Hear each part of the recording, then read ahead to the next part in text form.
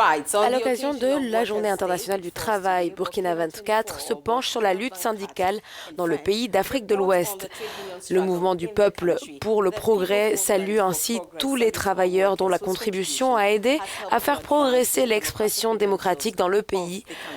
Le parti qui rend un hommage particulier aux ouvriers courageux dans la partie nord du pays qui, malgré les attaques auxquelles ils font face, n'ont pas renoncé à un Burkina unifié.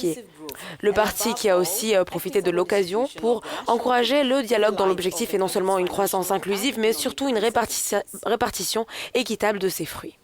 Au Libéria, The New Dawn consacre sa une au décret promulgué par la présidente Ellen Johnson Sirleaf qui permettra au gouvernement de gérer les ressources naturelles du pays pour faire avancer le bien-être et au développement économique du Libéria. Le nouveau décret vise à attirer l'investissement dans le secteur de la pêche qui, selon le gouvernement, a été sous-utilisé.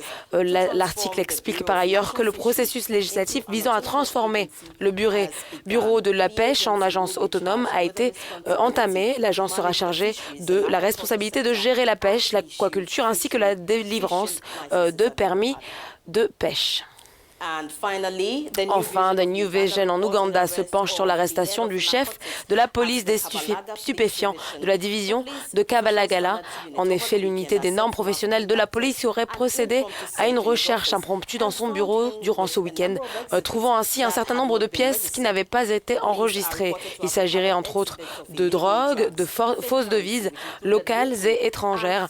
L'arrestation de l'inspecteur de l'adjoint de la police, Bongo Moïse, intervient au lendemain d'une nouvelle directive du président de la police ordonnant une purge de tous les éléments criminels au sein de la police.